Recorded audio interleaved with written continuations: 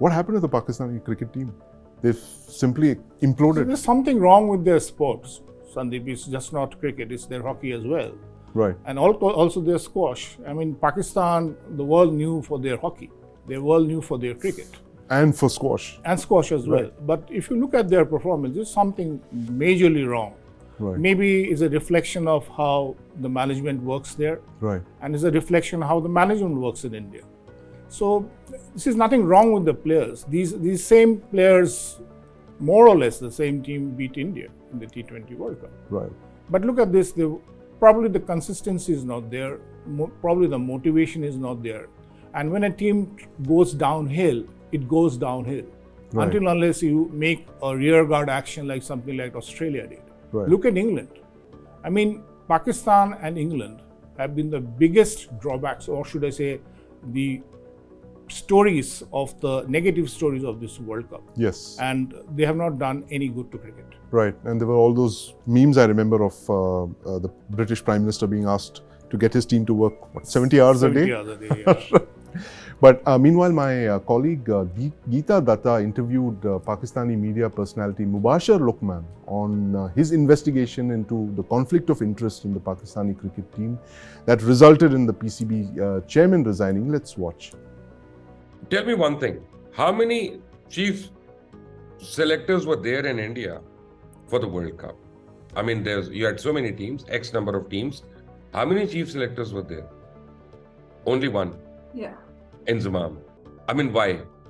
What is it that you find it necessary to be over there as a chief selector? You've selected your team and you sent them. Now it is up to the local committee over there, the captain and the manager and the coach and whoever chooses the playing 11. Why do you have to be there when no other chief selector of any other team is there? I mean, are you doing things that nobody can even dream of? Why won't we object? Why won't we ask questions? Why would you find it hurting? And why would you find it, demoralizing? Mickey Arthur should know he could never uplift the morale of the team because he was always on Zoom. He's not with them. I mean, how can he talk about, creating a spirit and all that? For a physical sport, for a ground sport, a coach or a manager or whatever, you have to be a part of the team. You have to be part of their locker room, their dressing room. You have to be a part of their highs and lows, not just greet them on Zoom and say, hello, how are you? And Allah khair sallam. No, that's not the way things work.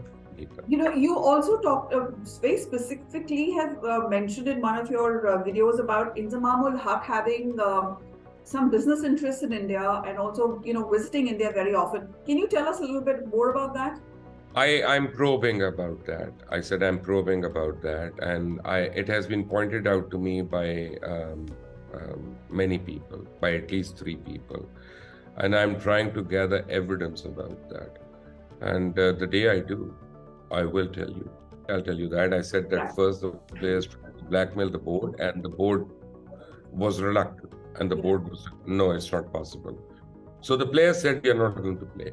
That was just before the World Cup. So in steps Mr. Inzamam ul Haq, and he tells the board not to worry. I'll make sure that the boys play and, they give their best and blah, blah, blah, blah. So, and then he comes back after a while and he says, I've spoken to the players and this is the money that they want. And they said that, but that's a lot. He said, but you have to give it. And you also have to give part of the share that PCB gets from ICC. The proceeds and all that. And that is what also players feel that they're entitled to. So once that was agreed on, then Inzamam threw a bombshell and he asked for a commission for his services. And he went back to the players, and I'm told that he charged a commission from them as well for services. So, I mean, this conflict has really helped him. My question to you is, and my question to Inzamam is, why just resign in the middle of it? When the first time I came out with it, you immediately resigned and stepped aside. Come on my show or take me to the court and tell me that I'm wrong.